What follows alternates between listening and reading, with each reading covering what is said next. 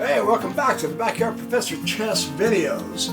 Those lovely scenes you saw at the beginning of this video are only about 10 to 15 minutes away from my home. I live in a gorgeous area. It's really beautiful here. We're in the middle of March and the snows are receding, but they're still enough to really make picturesque sceneries.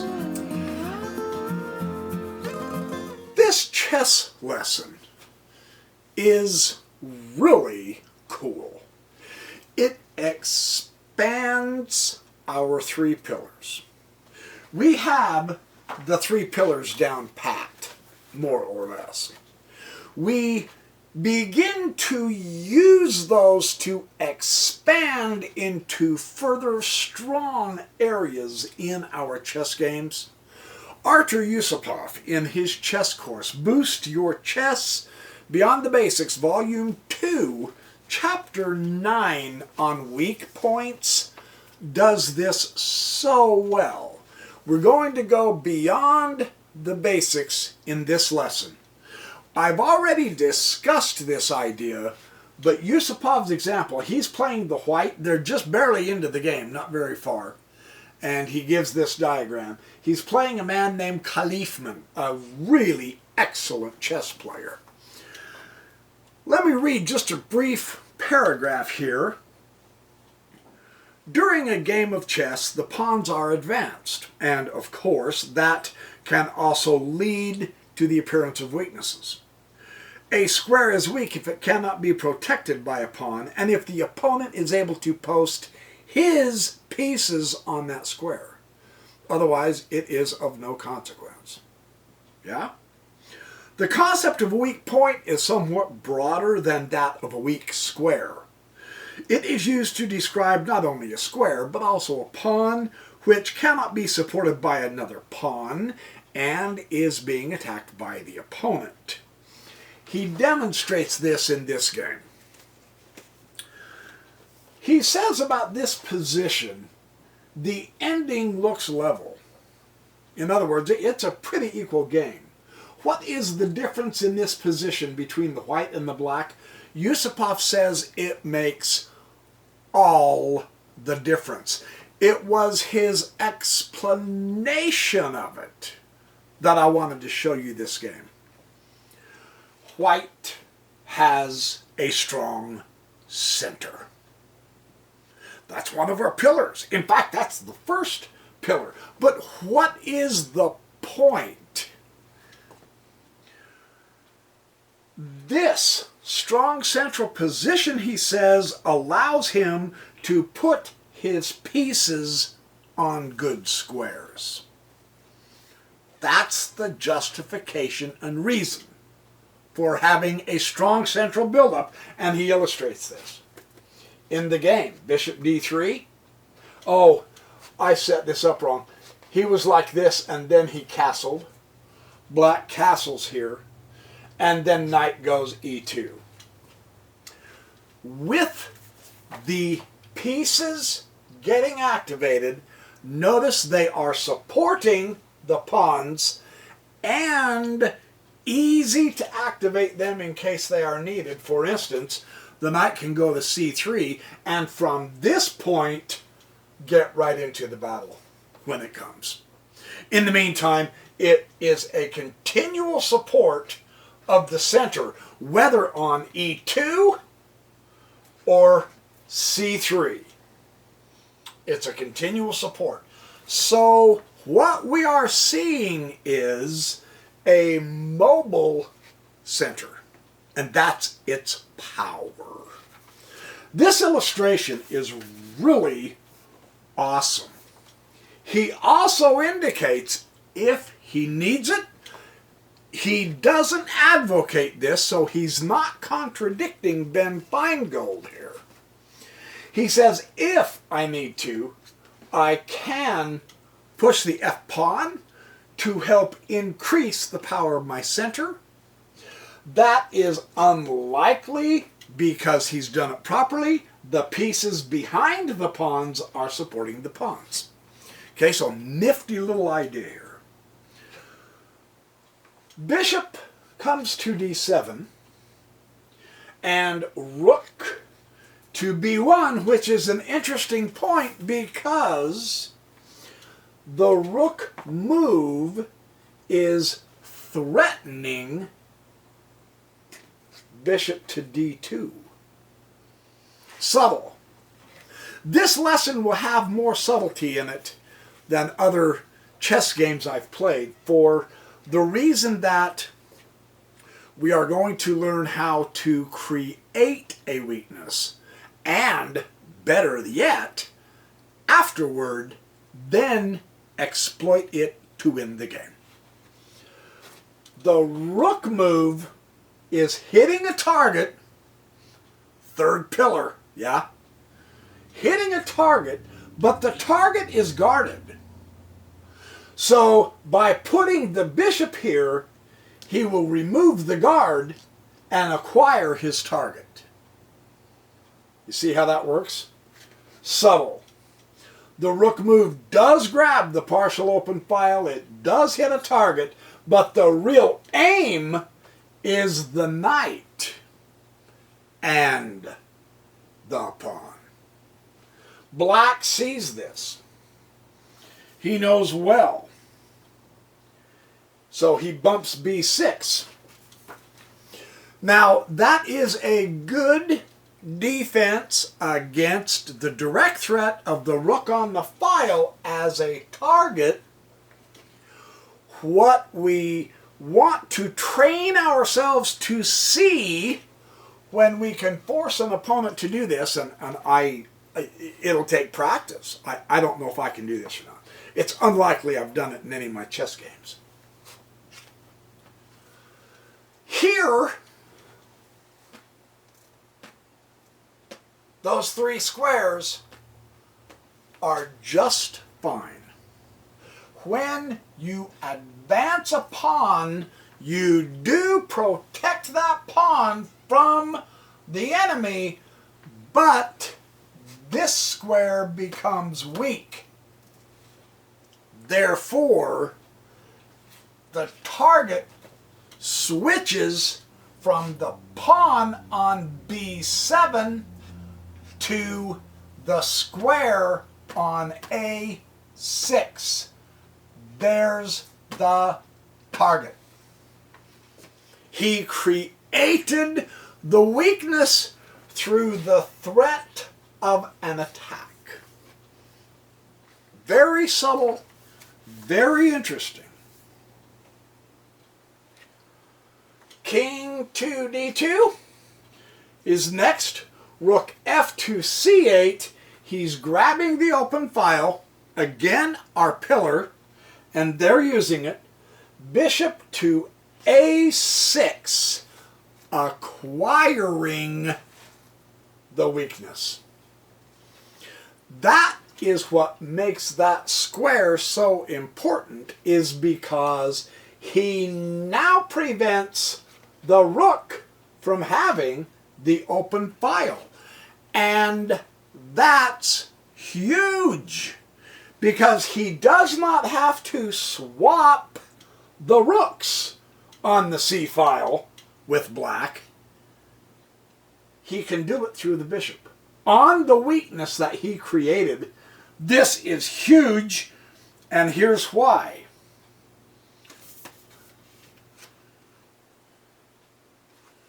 Because now white takes the file. And that's bonus, man. Yusupov is saying that. Yusupov is huge on this subject of open files.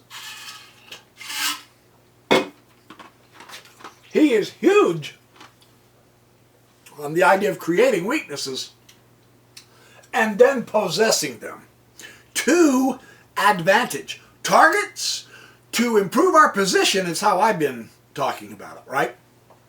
Weaknesses to improve our position. It's the same principle. Really cool.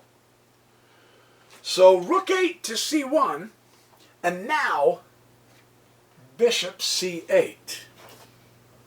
Nice.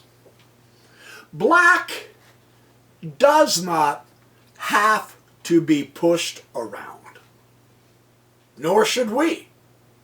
So, he's fighting back. Now, because we're beginning to understand this idea, well, he created a weakness, and now he's taken over the weakness and all that, we almost, it takes away our guesswork in some respects. It takes away the wonder of, what do I do next? You see how that works? You know what to do next. That file is really a powerful asset. That's worth fighting for, guys and gals. I am not kidding. Black knows that. He's gonna fight. By hitting the bishop, he is fighting for the file.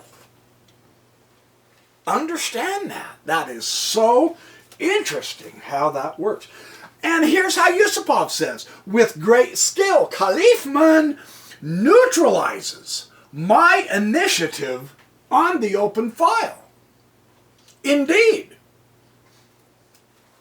So he brings his bishop back down to d3. So, at this point, Black wins that skirmish. And in fact, he seals that win. He puts the bishop at b7.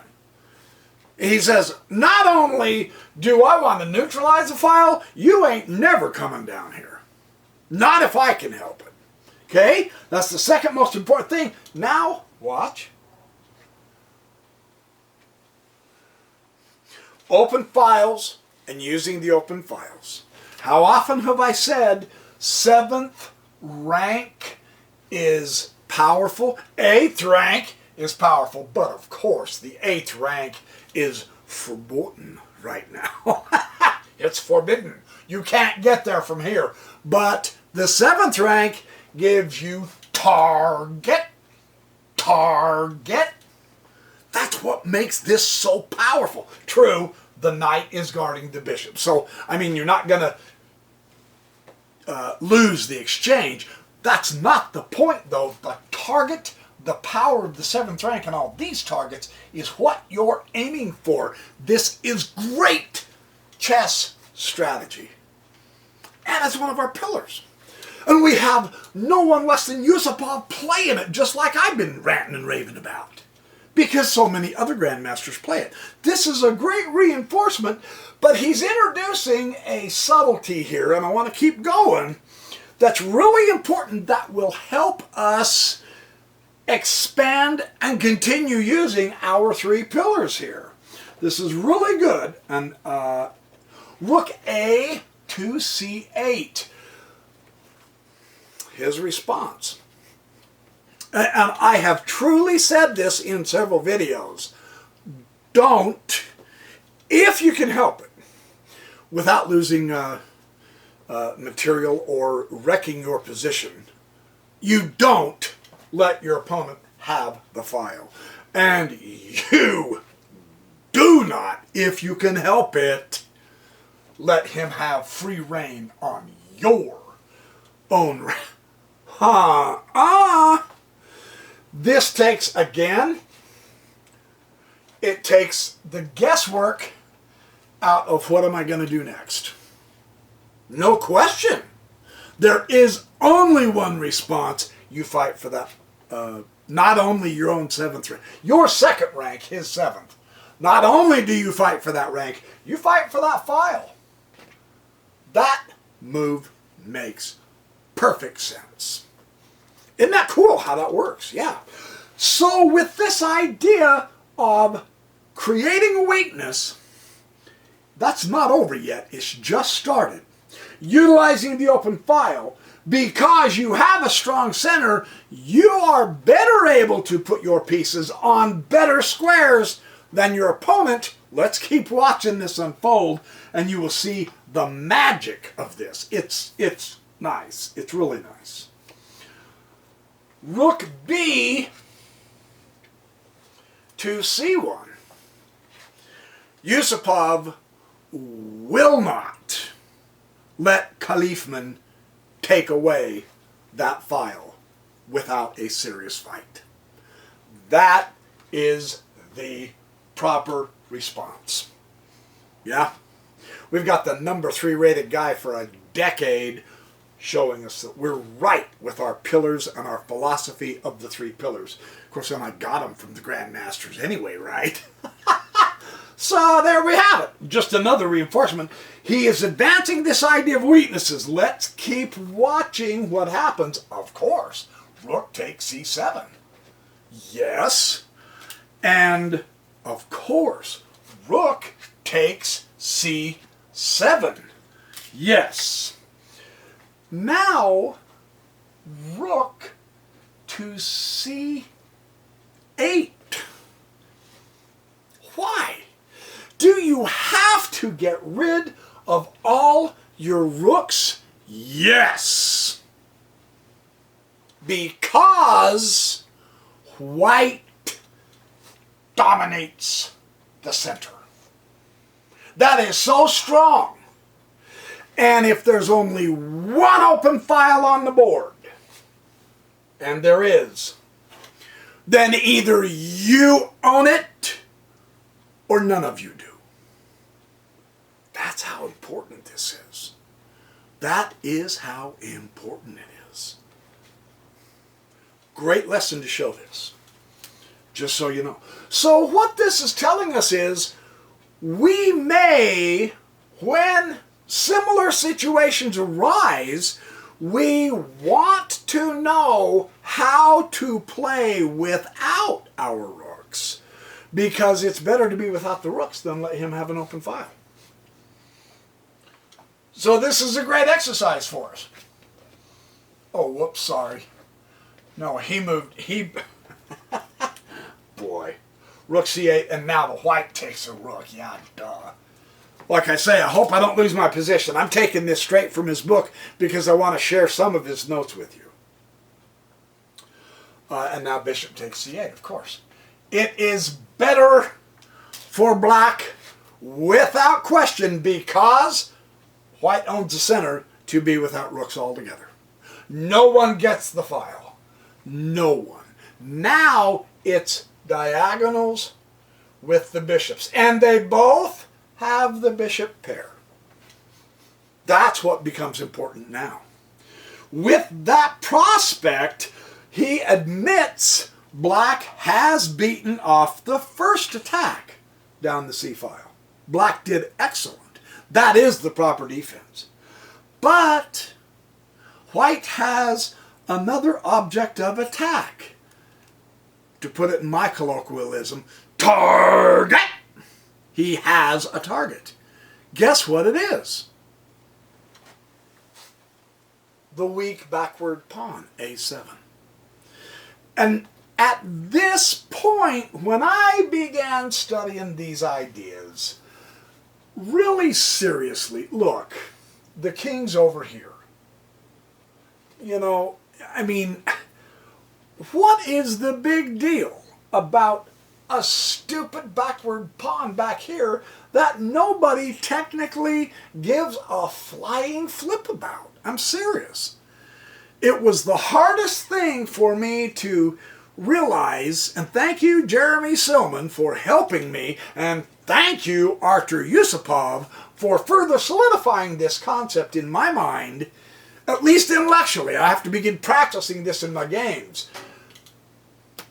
That's a weakness. Look, there's nothing weak over here because he has the bishop.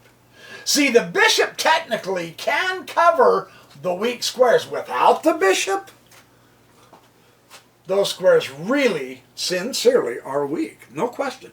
This is what makes the bishop such a good guardian of the king. With the bishop, those squares can be and are defended, so there is nothing here to attack that you can successfully attack. Material is even.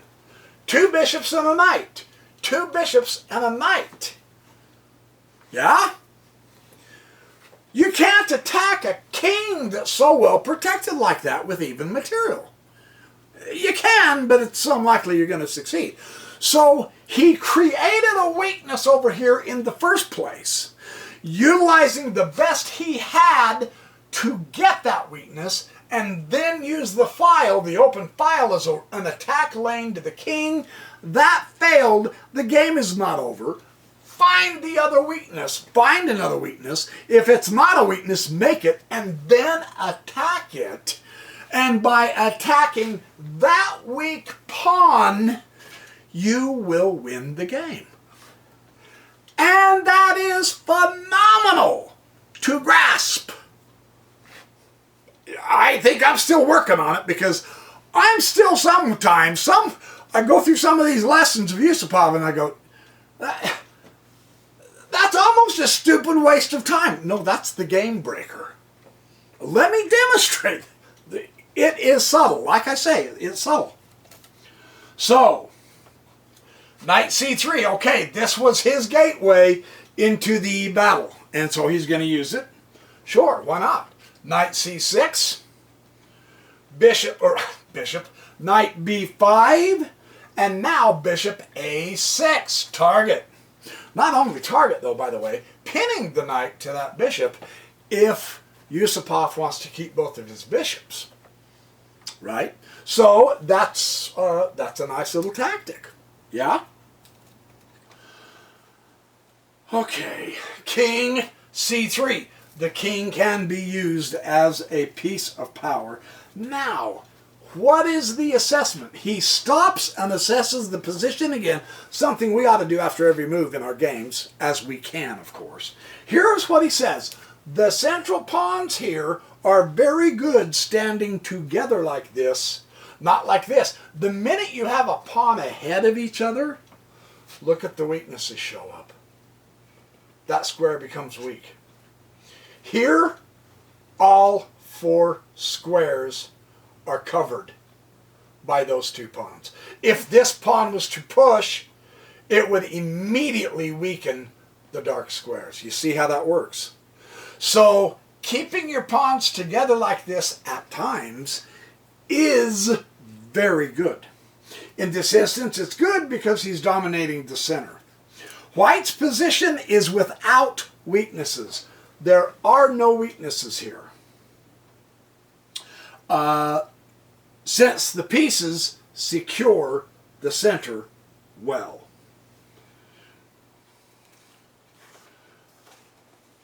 And so, we begin the odyssey of the end game. A4. He's going to secure the outpost of the knight. Not only that, but advancing the a pawn. Yeah, not bad. Very good. Bishop comes back to b7. g4. Here's his note. White improves his position on the king side also. Sometimes after you attack, whether you're successful or whether you're not, in this instance Yusupov was not, it's okay to take a few moves, regroup, and solidify your position. That's another concept that is beyond our three pillars, but very necessary for us to recognize and to put into our game. Great illustration of that. King comes to e8. And bishop to c4, target. And you say it's only a pawn. Correct. It's only a pawn, but it prevents the king from coming up further into the center. Excuse me.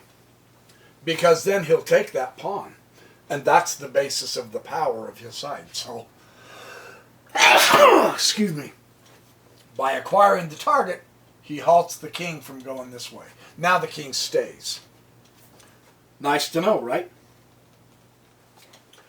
Knight to b8.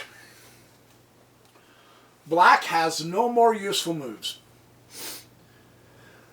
Oh, man. Because white's center is so powerful, and it gives white the power to put his pieces on the good squares, black's out of good moves. Oh, man. Blowing my brains out here. King to d3. Strong center. He is saying, okay, now his center is mobile, but he wants to be careful about moving them forward too soon. And so he's going to make sure his pieces are coming out a little more.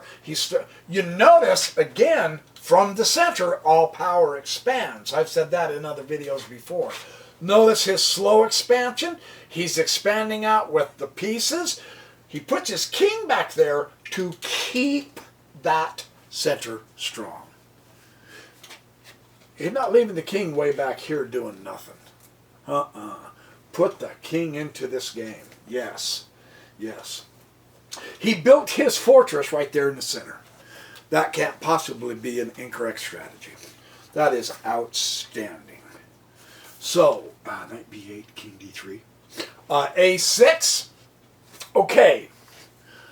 The knight on the outpost convinced him to push his a6 pawn.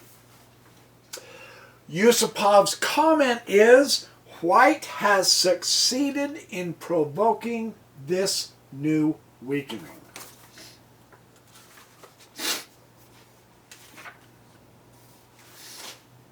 Now, knight comes to c7. Check.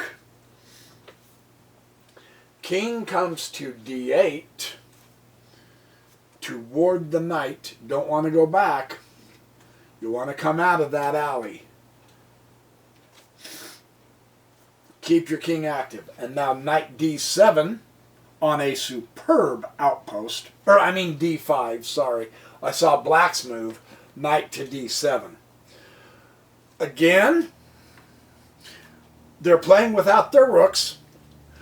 The rule is with the minor pieces, make yours better than your opponent's. We see the bishops are more centralized in the center. The knight has a much better secure square with the outpost here than the knight or either one of the bishops. This is why white's position just looks better, because white's position just is better, truly. And it's all because of this right here. You notice he's not letting go of that. He's hanging on to that tenaciously.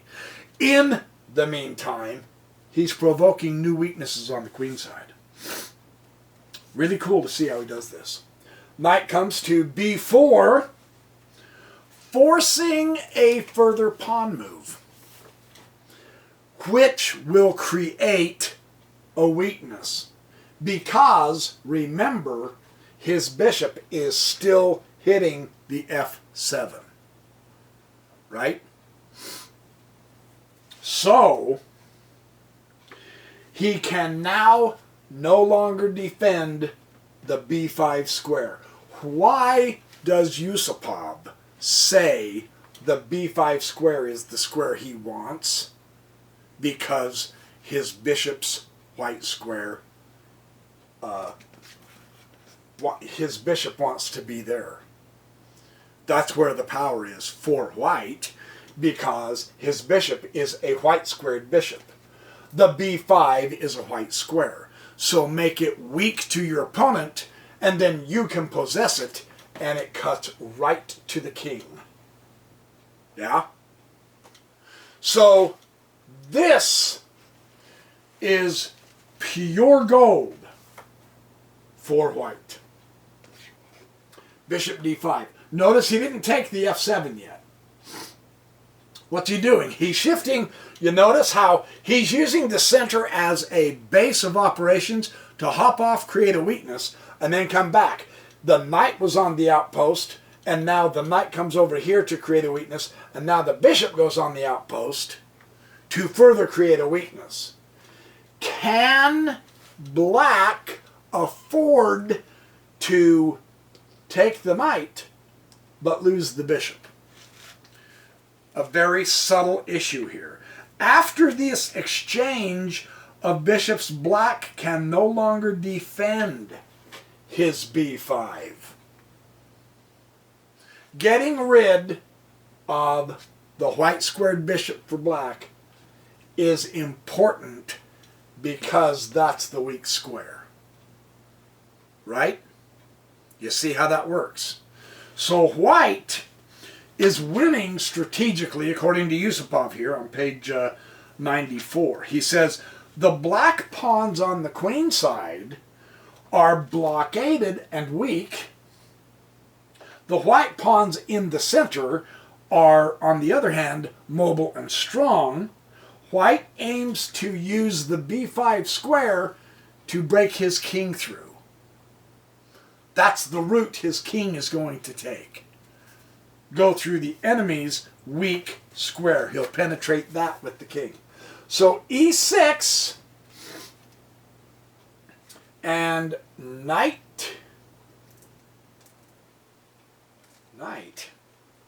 Oh, don't tell me I blew this. e6 black, yes. Oh, no. Hold on, I'm skipping. Bishop to d5, yes, and he wants to exchange. So bishop takes d5. He does take d5. And then knight takes d5. So because he exchanged the white squared bishops, now b5 is possessed. It's the weakness for black, but it's the outpost for white. And that will make all the difference in the entire game, you guys. This is what is so fascinating about the idea of weaknesses. Even though it's way over here on the queen side, it's not anywhere near the center. It doesn't have to be. It'll cost black the game because of that. If he doesn't correct this somehow, all the stuff over here almost doesn't matter. Again, there's no weaknesses here. So play where the weaknesses are. It's just simple, isn't it? That's fascinating how that works. I know I'm taking a little bit of time explaining. That's because this concept is really important. It's worth watching. Okay, now e6. There we go. Now e6, and now knight c3. Yeah, now knight can get to c3, and knight... Oh, king. Boy. Goes to c7, and knight to b5. There it is, the outpost. The weak square of black, the absolutely superb square for white. Check. King c6. King c4. Takes the opposition, halts the progress of the black king. Bishop f8, coming through here. And bishop f4, coming through here. And bishop b4, nice outpost for the bishop. It does not get rid of the weakness of the b5 square, though. Another reason that's the weak square for black is because the progress of his pawns have been blockaded and halted. Notice black has the pawn majority here. 2-1. Yeah?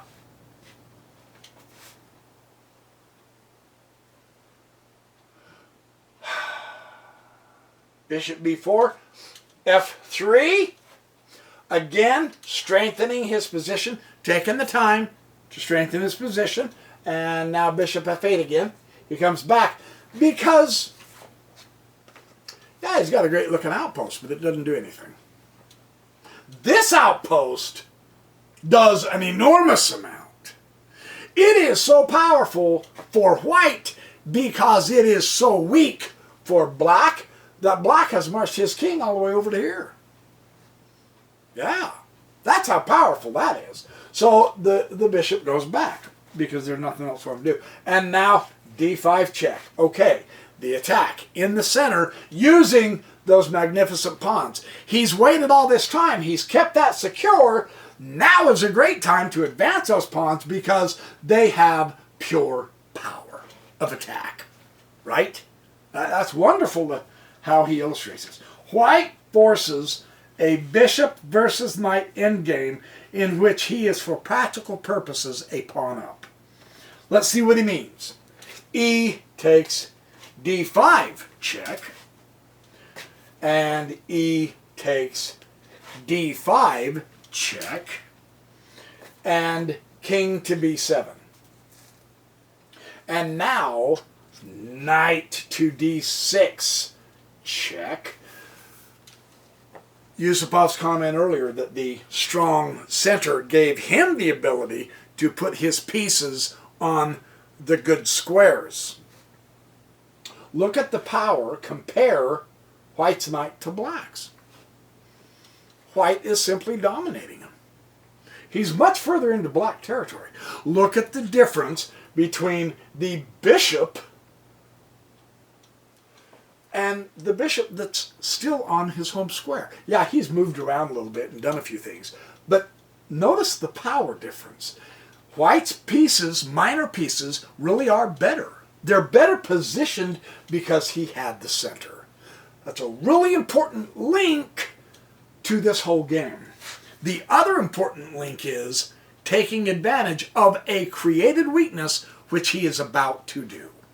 And it's fabulous how this works out. Just absolutely awesome. King d7, knight d6, check. Bishop takes d6. He forces the end game of a bishop versus a knight. Yeah? That's how he did it. And g5. Now, he says here, this is forced, this pawn move. And this is so subtle. This is really interesting. Because he does not want white to go to here.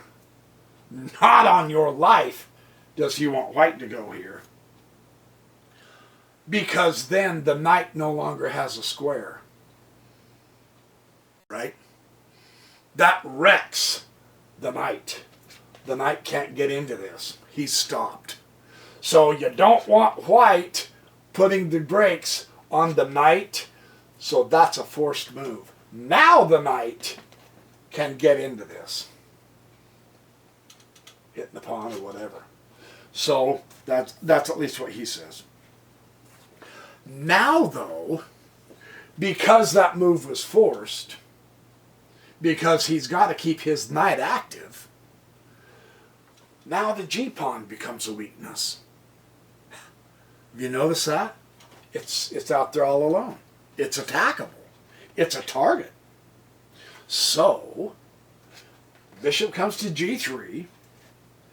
White needs all the reserve tempi. The waiting move h3 is worse, which we'll see later. Knight to f6. See, you got to keep the knight into this. And now bishop e5, which is better. And knight to d7. Let me make sure I'm doing it. Hitting the target, the bishop. And so now he comes to d4, hitting a target. Notice the pawns are weak. They're blockaded. And now they're becoming targets. The weaknesses might bear fruit here. Very interesting. And king goes to c7. And king acquires the magic square. b5. He said that was his goal. Create that weakness on b5 and then use his king to break in to that weakness. And that is exactly what he's done. f6, he's going to try to solidify his own position. Bishop f2, coming back. King to d6, hitting the target, the central pawn. Bishop takes b6. Watch what happens. Knight to e5.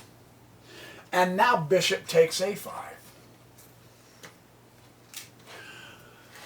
He created weaknesses on the queen side. He has literally possessed the weak square with his king. And now he's literally eliminated all of the queen side of black, leaving him 2 passed pawns, the D and the A, and those decide the game. Very quickly, he says. Knight takes F3. Bishop to C3. Black resigned at that point. And the question is why? Because he cannot stop the A pawn. He can try though. Yusupov shows him trying. He takes H2. He goes to A5. He takes, let me see if I did this right. Yeah, he takes G4. So he's eliminating all the white kingside pawns, sure. But in the meantime, the pawn is advancing. Knight to E3. He's literally going to let him take every one of his other pawns because the most important thing is getting that queen, right? And then knight takes D5. So the black knight literally eliminated 4 of the pawns, and yet he lost the game because now bishop goes to A5. And the knight can't get in to stop the pawn from queening. So that is a fantastic illustration of how you notice Yusupov never attacked the king on the king side. That wasn't even the objective. It didn't matter what was happening over there.